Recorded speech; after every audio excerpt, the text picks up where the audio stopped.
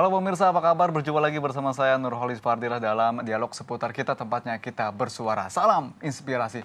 Pemirsa, tingkat kemiskinan semakin meningkat, berbagai permasalahan ekonomi silih berganti menghimpit rakyat. Faktor ekonomi seringkali menatar belakangi berbagai tindakan kriminal seperti mencuri, merampok, menipu, bahkan yang saat ini sedang marak di Indonesia adalah jual beli organ tubuh seperti ginjal. Nah, baru-baru ini Badan Reserse Kriminal Kepolisian Republik Indonesia berhasil mengungkap kasus jual beli organ tubuh berupa ginjal dalam kasus yang diduga melibatkan oknum dokter dan manajemen rumah sakit ini.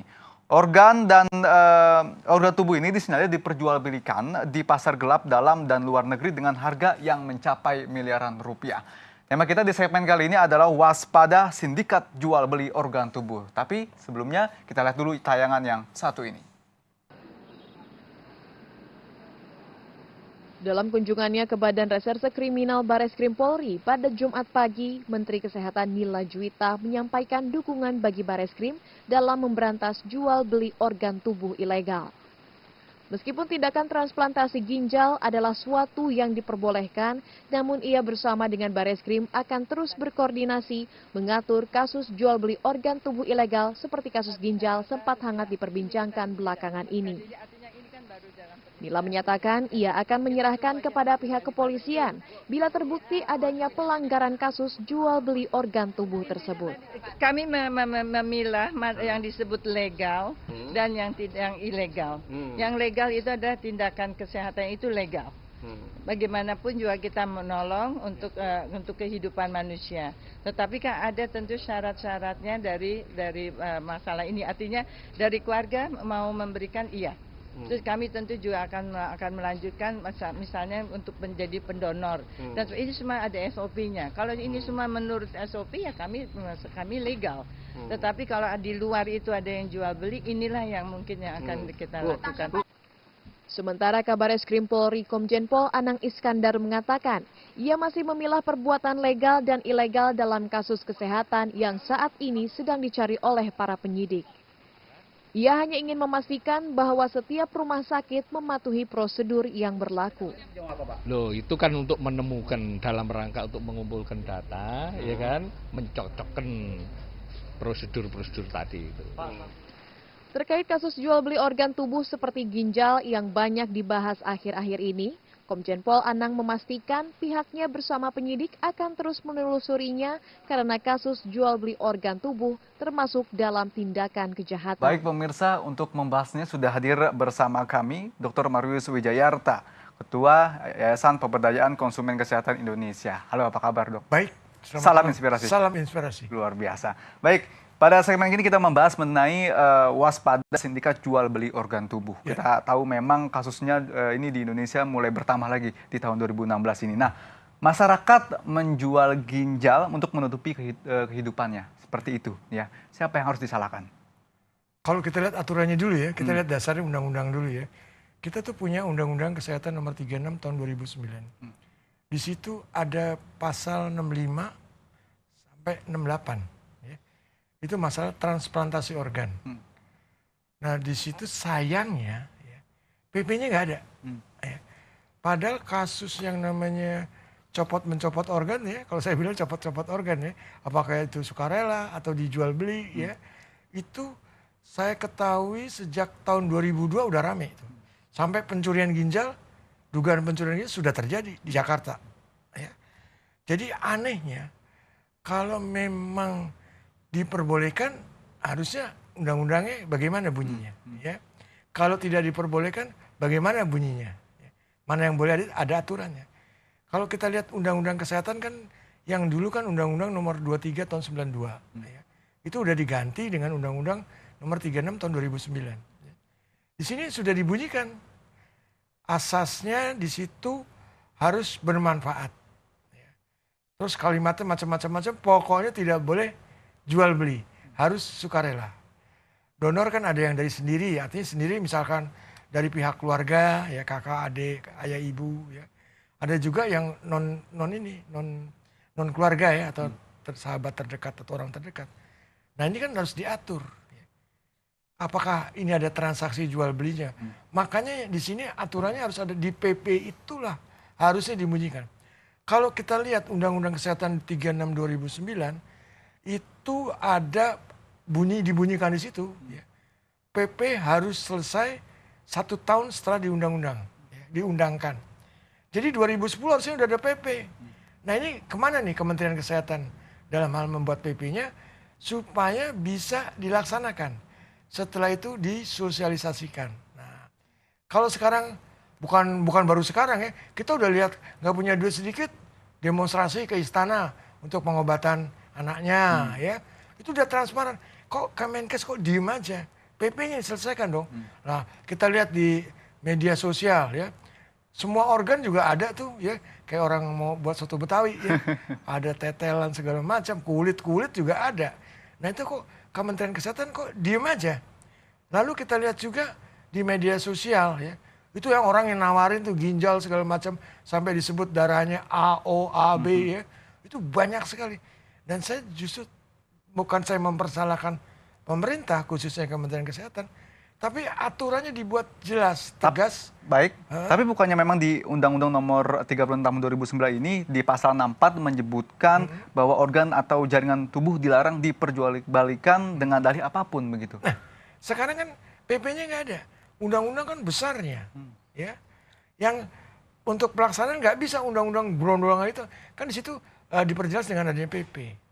Nah, kalau nggak ada PP-nya, bisa aja kan, oh saya rela, toto di belakang hari, ginjal saya kamu kok nggak bayar, bisa aja terjadi itu. Makanya di sini harus dibuat semacam kayak lembaga, ya, khusus transplantasi organ, ya, bukan hanya ginjal, ya, bisa mata, hati dan sebagainya. Ya. Nah di situ disebutkan PP-nya, misalkan gini, ya, boleh dilaksanakan transplantasi ginjal kalau ginjalnya dari non keluarga atau artinya ada diduga ada transaksi jual beli, ya, setelah diuji dulu di lembaga itu. Setelah itu kan dokternya sama rumah sakitnya kan tinggal enak. Jadi dia nggak usah mensortir lagi. Bisa aja si pasien atau penjual ginjal ngebohong, bisa. Ya, dia bilang ini saudara saya, keluarga saya, lolos. Ya. Nanti yang salah siapa? Rumah sakitnya salah. Jadi lembaga yang Anda bilang itu seperti harus dibuat oleh Kemenkes. Ya. Dan di situ bukan hanya orang medis saja, semua ada, termasuk tokoh agama. Ya, ini organ loh, ya. Apakah diperbolehkan secara agama atau tidak? Ya.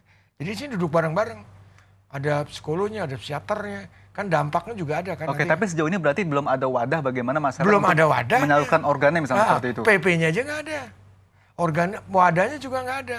Dan ini kasus ini bukan baru-baru aja terjadi.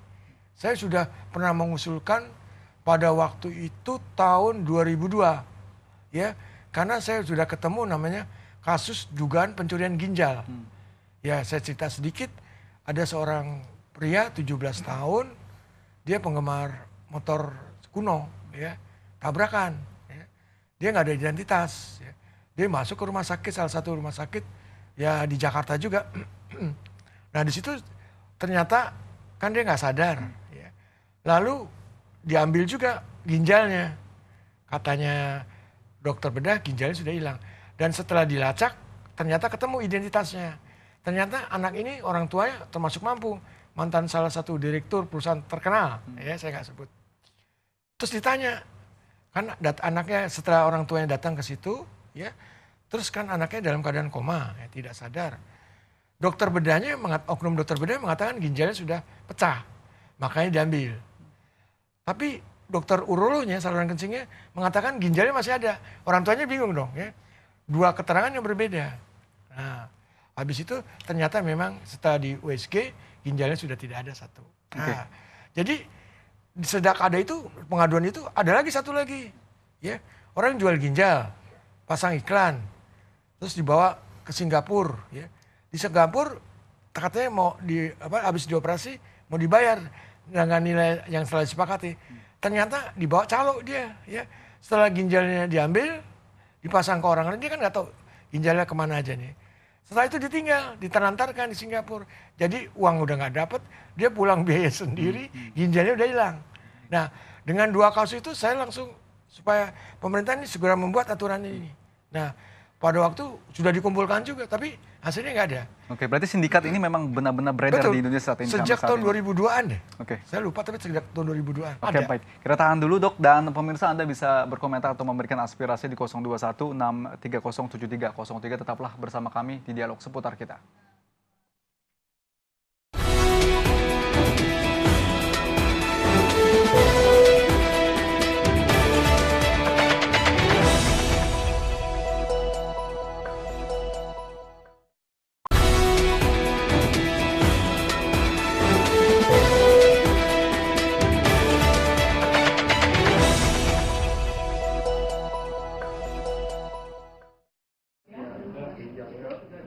Pernyataan klarifikasi diberikan oleh Direktur Utama Rumah Sakit Cipto Mangunkusumo Sujono terkait adanya kasus jual beli ginjal yang marak terjadi saat ini pada Jumat siang. Ia menjawab sejumlah pertanyaan awak media terkait 8 jam penggeledahan yang dilakukan oleh Direktorat Tindak Pidana Umum Tipidum Bareskrim Polri Kamis malam. Ia mengatakan jika pihak Bareskrim hanya memeriksa dan membawa sejumlah dokumen terbaru seputar rekam medis pendonor ginjal. Pihak RSCM menjawab tidak mengetahui serta dapat memastikan tidak adanya oknum RSCM yang bertindak dalam kasus jual beli ginjal ilegal. Jadi kalau seseorang itu menghendaki transplantasi ginjal, pasien itu, kemudian kan dia mencari yang bisa menjadi donor. Nah, calon donor itu harus diperiksa betul. Nah, prosedur rumah sakit seperti itu. Jadi dicek dulu, dinilai apakah dia memang sudah dewasa, apakah dia cakap, apakah memiliki gangguan mental atau tidak, apakah dia di bawah tekanan atau tidak. Itu yang prosedur itu yang secara baku dilakukan untuk menjaring supaya jangan sampai ada calon atau bakal calon donor itu yang terjerumus. Gitu. Ia menambahkan para pendonor ginjal yang datang ke RSCM itu harus memiliki ketentuan yang dibutuhkan dengan cara men-screening pihak pendonor yang dilakukan selama 2 minggu hingga 2 bulan. Seperti berusia dewasa atau di atas 18 tahun ke atas, mengikuti proses wawancara dengan baik dengan maksud ikhlas dalam mendonorkan ginjalnya, pendonor diperiksa tekanan darah dan gula darah, kemudian memiliki kedua ginjal yang sehat, dan yang terpenting memiliki riwayat pola hidup sehat. Baik pemirsa, terima kasih Anda masih bersama kami di Dialog Seputar Kita. Baik Dok, tadi kita sudah lihat bagaimana di Rut RSCM gitu sudah melakukan konferensi terkait dengan penggeledahan yang dilakukan oleh Bareskrim. Yang Anda lihat bagaimana sebenarnya peran dari oknum dokter dan juga mungkin dari pihak rumah sakit bermain dalam jual beli ginjal ini, Dok? Kalau saya sih ya, saya juga ada datanya juga ya. Setahu saya kalau prosedurnya legal ya, itu susahnya bukan main. Ya, termasuk di Cipto ya. Orang pendonornya aja kalau nggak salah dulu ya, ada tatoin sedikit aja ditolak tuh. Ya, pokoknya kalau nggak jelas-jelas biasanya ditolak sih. Ya, nggak tahu kalau sampai bisa terjadi, saya juga nggak jelas juga. Biasanya kalau yang normal kan transplantasi organ tuh nggak ada tuh dibawa-bawa kemana-mana dulu. Ini kan katanya ngambilnya di Bandung, ya. Habis itu di Bandung bawa ke Jakarta, ya. Habis itu di Jakarta langsung. Kayaknya biasanya sih yang sudah-sudah setahu saya orang yang donor sama penerima yang memberikan sama yang itu kan satu rumah sakit biasanya tuh. Ya, persiapan segala itu betul tuh, ada SOP-nya seperti itu, betul. Ya. Kalau sampai bisa terjadi saya juga bingung juga ya. Apakah si pendonor ini berbohong, kita juga nggak tahu. Ya. Makanya harusnya memang ada satu tim ya, atau semacam ada wadah. Ya. Bukan hanya ginjal, kalau orang ingin transplantasi organ, ada wadahnya ke sini. Nah, nanti dia menyaring nih yang begini-begini nih. Kan di situ kalau bohong segala macam kan ketahuan. Kalau ada mencurigakan tolak. Oke, menurut Anda sistem yang saat ini berjalan itu seperti apa? Ya bebas orang jual belinya kayak seperti orang mau buat soto Betawi ya. Mulai dari hati, ginjal, lama kulit aja udah ada di per inci ya coba. Nah otak segala mungkin otaknya Einstein nggak laku kalau dijual karena udah banyak berpikir ya. Mungkin otak yang jarang orang berpikir ya, laku. Jadi kalau menurut saya ini kalau pemerintah diam aja, masyarakat kan pikir nggak punya duit jual ginjal ya. Nanti nggak punya duit lagi jual hati ya. Lama-lama hancur itu tubuhnya. Nah ini harus ada aturan, makanya tadi saya bilang ada undang-undang, ada PP-nya. Ya. PP inilah yang mengatur. Dan kalau perlu juga membuka ini juga. Ya. Kalau misalkan buat statement, selama saya masih hidup, ya, kalau nanti saya mati, saya akan mendonorkan mata saya, kornea saya, Sekarang udah ada itu ya. Terus ginjal saya, hati saya kalau masih memungkinkan. Jadi betul-betul legal. Kalau sekarang kan antara legal dan ilegal nggak jelas. Oke, baik, kita tahan dulu, Dok. Ini. Baik, kita tahan dulu. Halo seputar kita. Ya, halo. Ya, dengan siapa di mana, Pak? Dengan Simpolos di Tiga Raksa Tangerang. Ya, baik, silakan, Pak. Iya, saya mau nanyakan, emang itu legal kalau kita mau jual donor ginjal? Suaranya nggak jelas. Pak, bisa lebih keras suaranya? Iya, saya mau menanyakan, itu masalahnya donor ginjal itu legal apa ilegal gitu, Pak? Oke. Baik, itu saja, Pak. Iya, bukan. Masalahnya kan setidak-tidaknya soal itu kan pemerintah atau rumah sakit lah terutama yang tahu kan urusannya rumah sakit. Iya. Nah, setelah itu kan kenapa rumah sakit itu kok kayaknya menghalalkan segala cara gitu Ya. untuk ya dengan istilahnya mah kenapa pemerintah kok diam aja?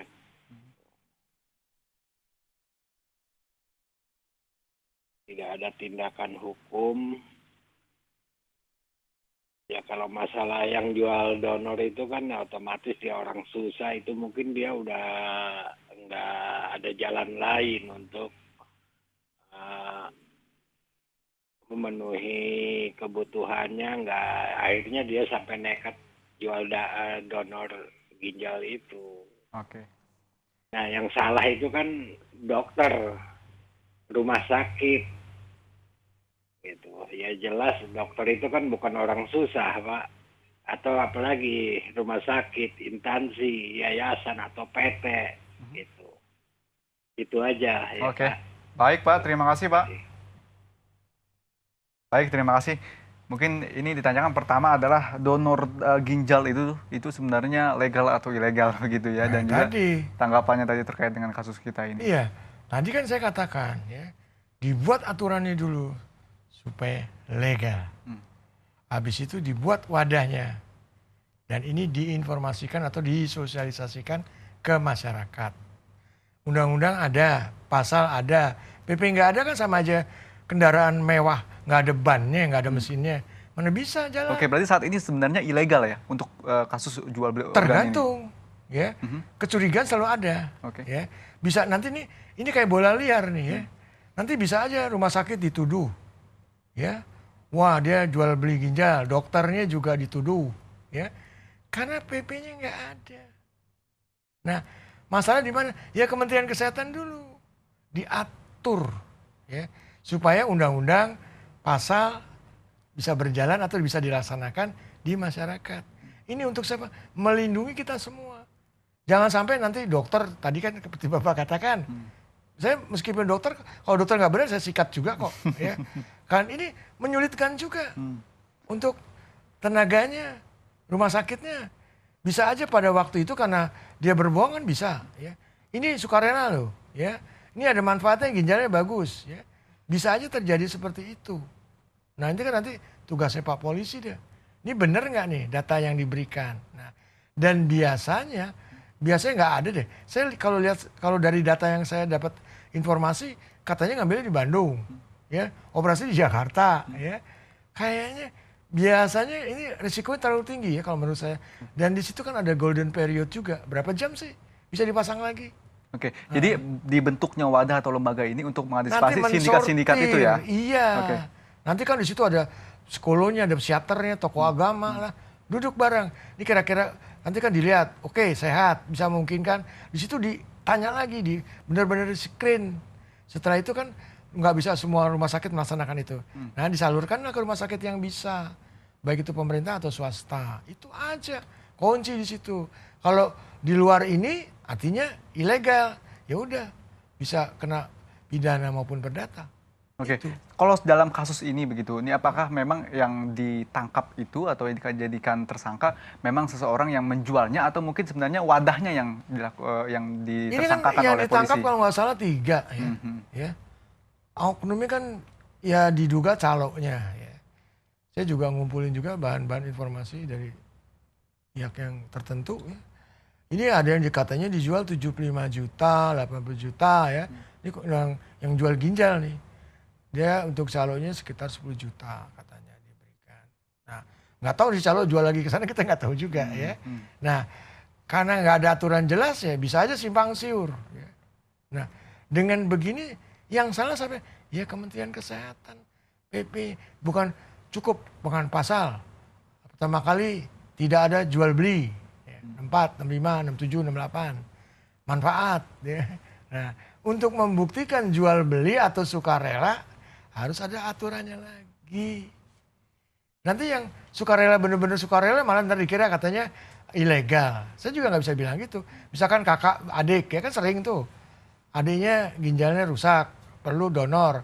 Donor dari kakaknya sendiri atau kadang-kadang dari anak kasih ke orang tua ya. Ini kan sering. Masa itu dibilang ilegal? Tapi katanya di RSCM disebutkan ada beberapa tes terlebih dahulu gitu untuk memberi ginjal. Saya tahu ada prosesnya, nggak bisa ya kayak orang buat masakan langsung cebur-ceburin, enggak. Ada aturannya itu. Cuman PP-nya nggak ada. Oke. Dari tahun ke tahun ternyata juga yang memang yang menderita penyakit ginjal ini semakin meningkat begitu dok ya? Karena pola hidup. Oke, nah ini kan membuat seorang begitu yang terkena penyakit ini membutuhkan akhirnya untuk membeli akhirnya seperti itu. Seharusnya pemerintah bergerak seperti apa untuk memenuhi penyakit ginjal yang semakin banyak di Indonesia? Sekarang ini gini ya, tadi saya bilang PP-nya harus ada. Ya. Jadi kalau memang perlu untuk transplantasi organ, ada di situ aturannya gimana. Nah ini kan kebanyakan kita lihat dari perilaku orang Indonesia juga nih yang saat ini ya. Dulu orang namanya hemodialisa, cuci darah itu kan usianya udah di atas 40, 50. Sekarang 30 aja udah banyak yang cuci darah. Ya. Saya pernah juga melakukan investigasi secara kasar ya di daerah Kalimantan ya. Pekerja-pekerja batu baranya itu tidak makan seperti kita normal. Dia kebanyakan minuman-minuman, energi-energi, ya saya nggak nyebut merek itu. Itu di situ nggak sembarangan loh. Ya. Di situ udah ditulis namanya ADI. Dosis yang dibolehkan miligram per kilogram berat badan. Nah dia tidak makan gizi berkecukupan karena dia pikir wah pakai ini. Iklan juga perlu ditekan di sini. Iklannya kan sekarang pokoknya kalau udah minuman energy drink hebat, nggak usah makan, seger segala macam. Udah gitu pemanis buatannya kan banyak. Ya. Indonesia adalah negara terbanyak di dunia yang memperbolehkan 13 pemanis buatan. Negara tetangga kita paling 23. 13. Salah satu yang efek buruknya yaitu kerusakan ginjal. Oke, jadi sebenarnya pola hidup juga kepada masyarakat. Iya, tapi karena diperluas oleh pemerintah juga begitu ya. Nah, ya kenapa diizinkan? Sekarang pemanis buatan begitu banyak. 13. Negara lain paling 3-4 biji, boleh. Di sini bahkan produk-produk makanan minuman ya itu ada satu produk yang isinya 3 pemanis buatan. Di situ udah tulis ADI. Dosisnya orang nggak disosialisasi. Apa sih maksudnya ADI? ADI itu dosis yang diperbolehkan miligram per kilogram berat badan. Jadi nggak sembarangan. Anak kecil ya sekarang juga daripada ke sekolah saya lihat, udah makan minum-minuman yang begitu-begitu. Ya. Jadi ini aturannya lagi masalah ya di Badan POM. Kenapa mengizinkan namanya pemanis buatan begitu banyak? Ini salah satu kerusakan ginjal kan pemanis buatan. Kedua, padahal penelitian Badan POM sendiri di daerah Malang, saya lupa tahunnya ya, itu anak SD sudah overdosis 240% ya kalau nggak salah tuh. Jadi penelitian dia udah overdosis penggunaan pemanis buatan. Karena pemanis buatan salah satunya bisa menimbulkan kerusakan ginjal. Oke, banyak yang menyebabkan begitu tadi kerusakan pola ginjal hidup, dan pola lain-lain. hidup. Tapi ternyata masih saja diperbolehkan di Indonesia beredar ya? Boleh, tapi dosis betul-betul diketat. Dan nggak usah banyak-banyak deh pemanis buatan. Oke, baik. Kita tahan dulu dok. Dan pemirsa Anda masih bisa memberikan komentar atau aspirasi Anda di 02163073003. Tetaplah bersama kami di Dialog Seputar Kita.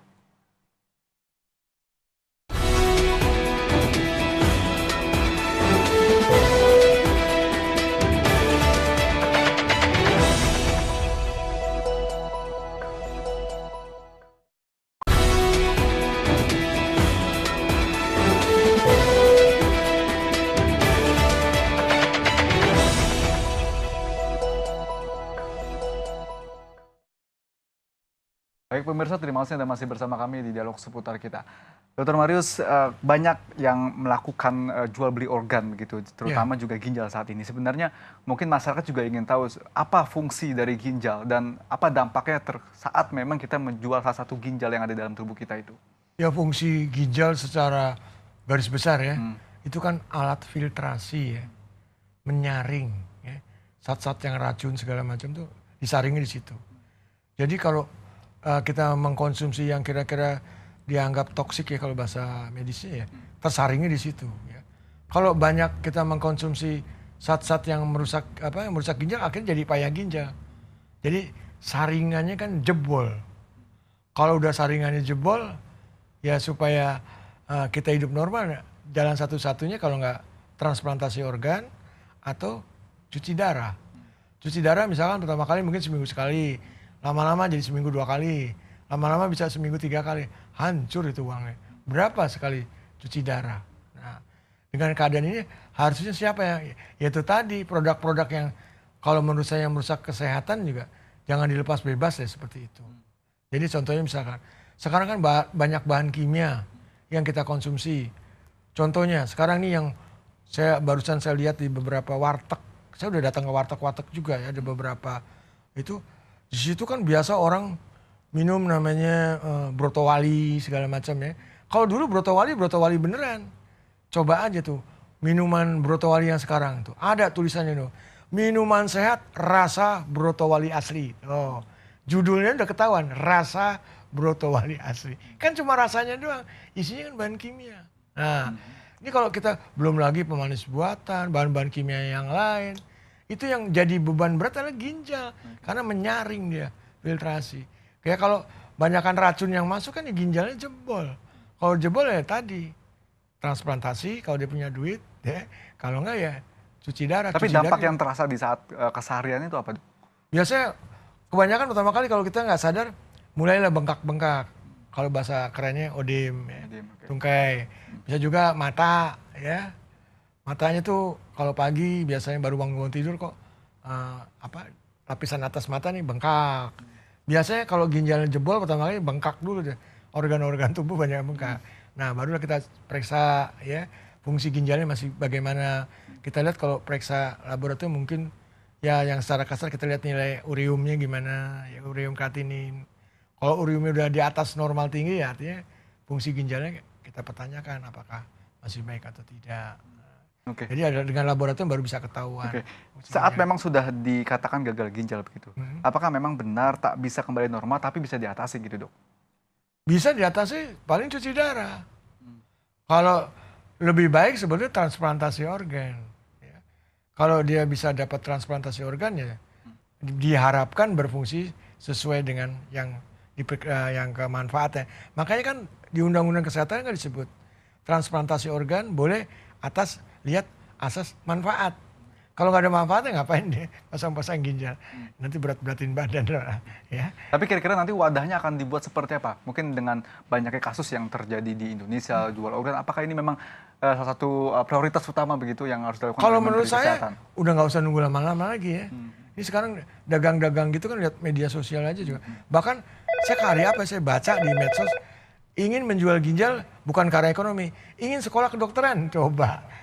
Ingin sekolah kedokteran, jadi mau jual ginjal. Kalau ekonomi udah bukan rahasia lagi ya. Baik, kita tahan dulu.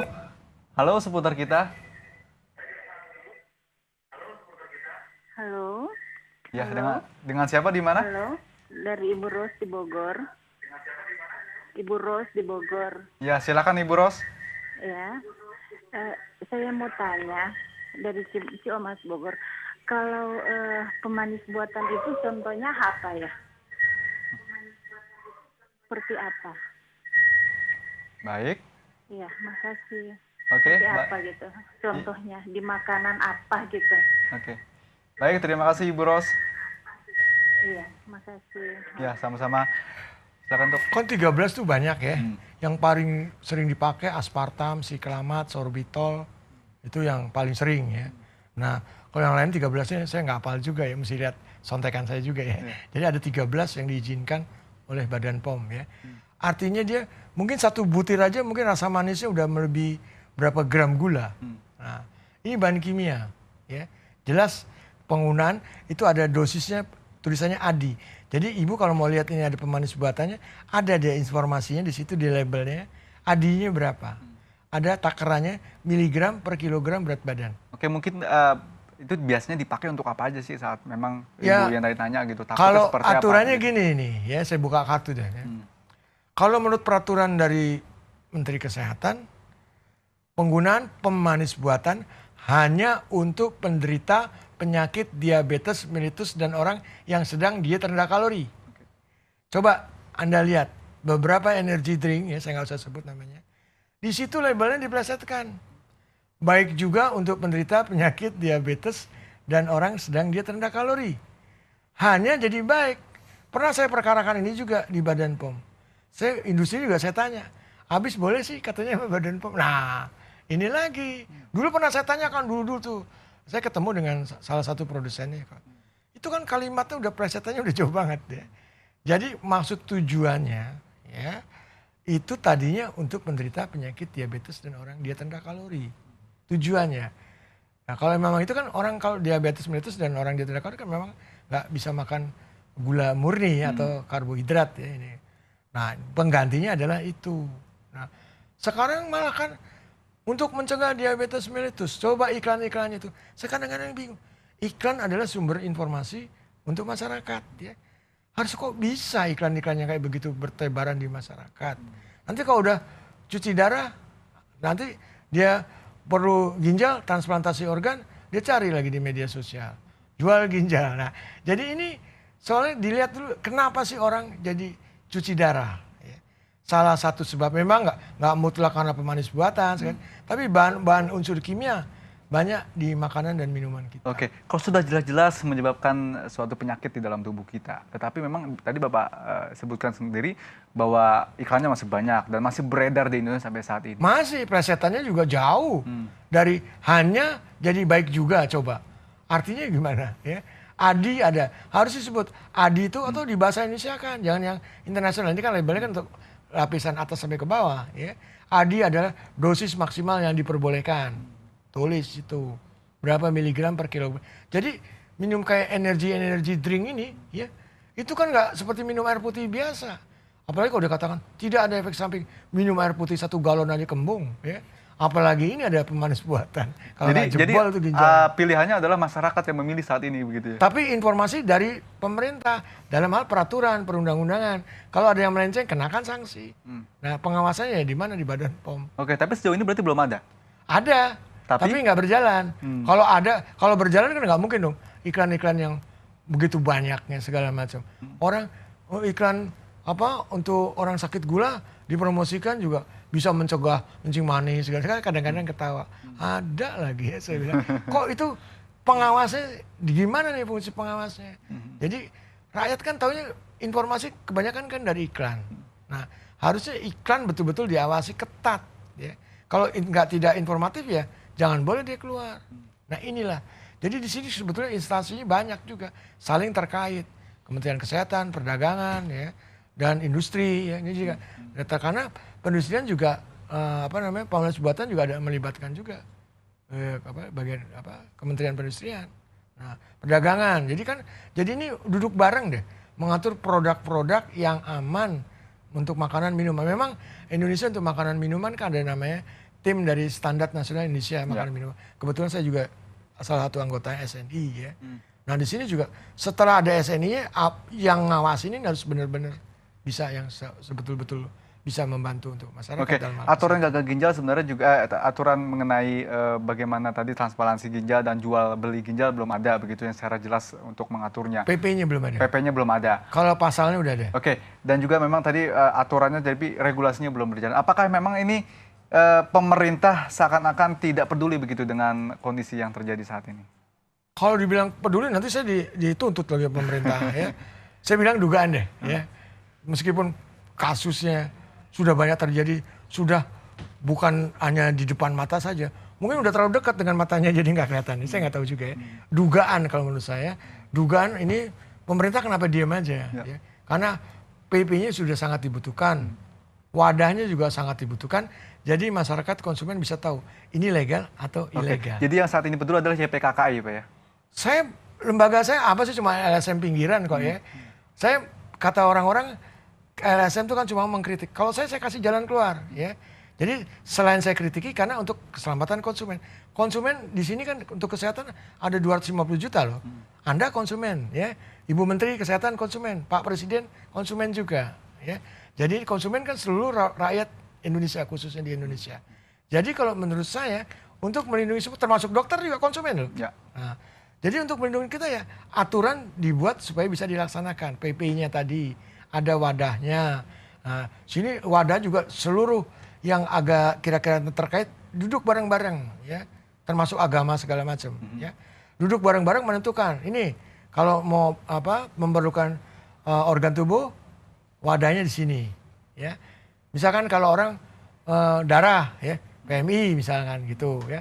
Kan ada nggak, apakah nanti beli darah orang darah langsung di rumah sakit dikeluarkan kan enggak. Kan contohnya ada misalnya Palang Merah Indonesia itu yang ngurusin darah. Ya, jadi harus ada yang memang mengurusi juga yang memang untuk organ itu sendiri. Transplantasi organ, jadi bukan hanya ginjal. Oke, baik, terima kasih dan pemirsa Anda masih bisa melakukan atau telepon interaktif kepada kami di 021 630 7303. Tetaplah bersama kami di Dialog Seputar Kita.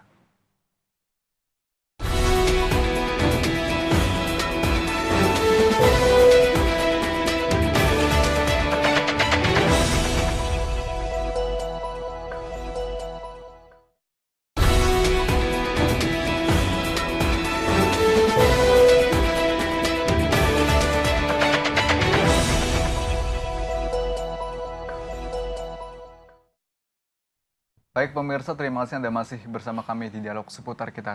Kita masih bersama dengan Dr. Marius Wijayarta, Ketua Yayasan Pemberdayaan Konsumen Kesehatan Indonesia. Dok, kalau bicara ginjalnya begitu ya, ginjalnya ini kan sebenarnya ada dua, ya kan? Saat itu diambil satu begitunya. Nih, ciri-cirinya dan memang saat orang itu terasa memang sudah sakit atau apa terkena virus di ginjal itu seperti apa sih dok yang paling dirasakan sama seseorang itu? Ya biasanya cepat lemas ya, sesak napas ya.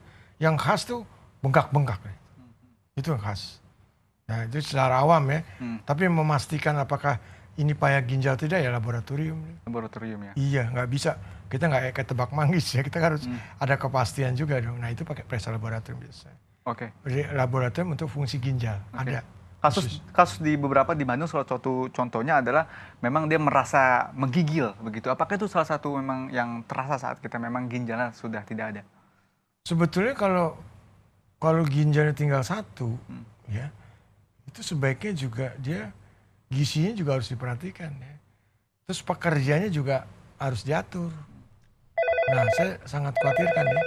Bukan saya tuh menghina keluarga kita yang belum beruntung, masih keekonominya masih belum baik. Ya. Ini kalau dia tidak berkecukupan gizi, ya, pekerjaannya masih berat seperti masih ginjalnya dua. Ya. Ini apa nggak ginjal yang satu nanti akan jadi payah? Oke. Nah baik. Ini jadi persyaratan harus diperketat. Oke, baik kita tahan dulu. Baik kita tahan dulu dok. Halo Seputar Kita. Halo. Ya, dengan siapa deh Pak? Di mana? Halo. Halo. Ya, dengan siapa di mana? Dengan Siti Sabi ya. Ya, Ibu Siti silakan Bu. Ini mau tanya dok. Ya.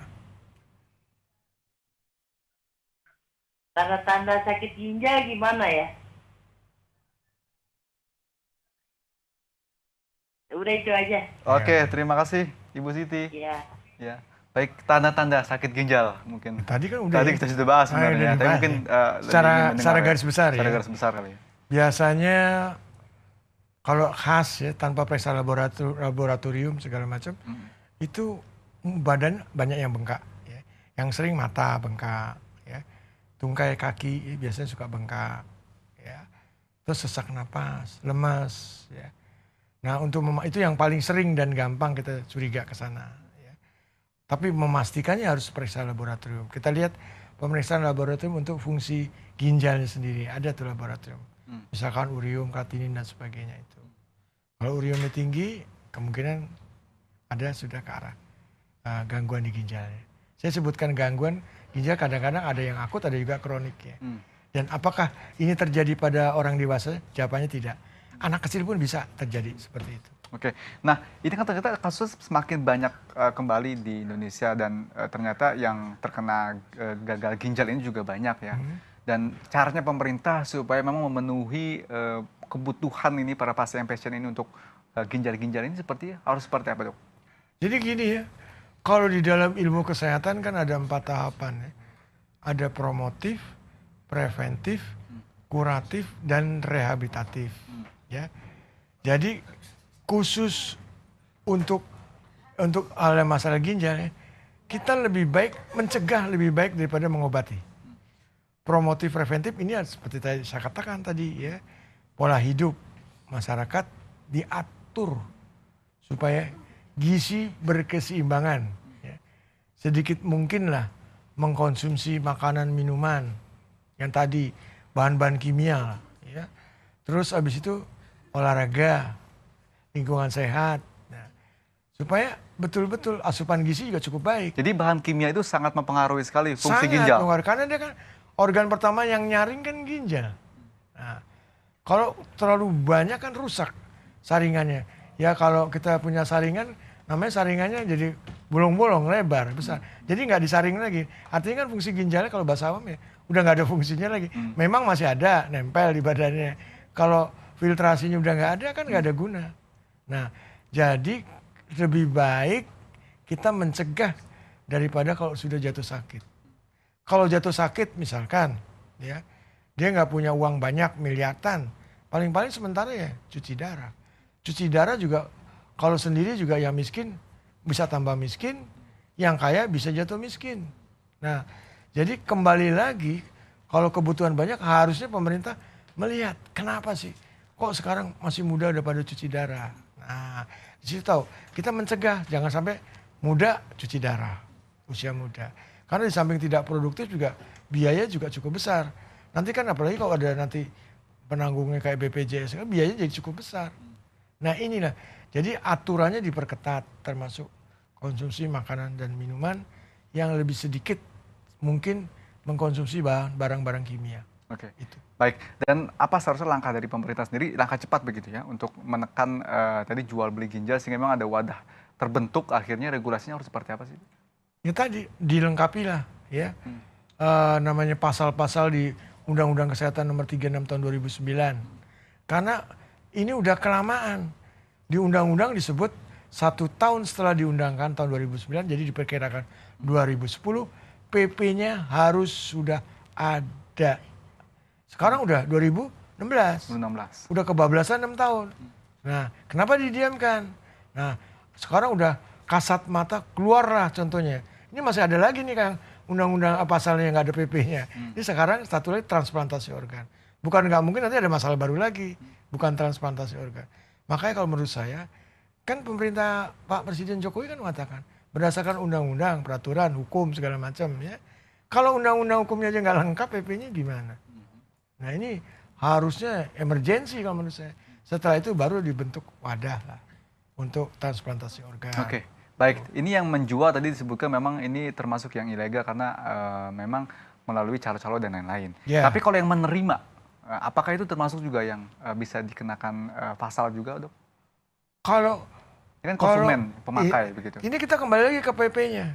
Kalau misalkan di kemudian hari ternyata bisa dibuktikan kalau dia sebagai pembeli, nanti di PP disebut juga dong. Ya. Kalau kita lihat kan, kalau misalkan korupsi aja kan yang nyuap sama yang terima kan dua-duanya kena ya. Jadi sebaiknya di PP juga dibunyikan. Misalnya ternyata dia membeli ginjal atau ginjal yang didapat itu secara ilegal, harusnya dibunyikan juga apa sanksinya. Tapi sejauh ini? Dan PP-nya belum ada. Belum ada. Nah, saya juga bingung kalau ditanya kayak gitu. PP-nya nggak ada, aturannya nggak ada. Tapi sejauh ini untuk yang memang pasien atau konsumen ya begitu yang membeli ginjal itu sendiri belum ada aturannya, Dok? Ya karena PP-nya nggak ada. Ini kan satu paket. Ya. Artinya di pasal-pasal tadi dibuat PP-nya. PP-nya baik itu yang mendonorkan maupun penerima dibunyikan di situ supaya jelas ilegal atau ilegal. Oke, baik. Terima kasih Dr. Marius Wijayarta, Ketua Yayasan Pemberdayaan Konsumen Kesehatan Indonesia. Terima kasih atas waktunya. Dan pemirsa, demikian sudah perjumpaan kita di segmen kali ini. Kasus penjualan organ tubuh menjadi bukti kesenjangan sosial kian menghantui. Carut-marut kondisi ekonomi negeri memaksa rakyat rela dieksploitasi. Lemahnya sistem hukum di Indonesia menjadi target mudah jaringan para mafia. Kepada aparat hukum, kita mendesak mengungkap tuntas sindikat hingga ke akar. Tindak tegas oknum medis dan petinggi yang terlibat. Negara wajib melindungi dengan tekad yang bulat, memastikan warga miskin tidak lagi menjadi korban. Saya Nurholis Fadilah, salam inspirasi. Salam inspirasi.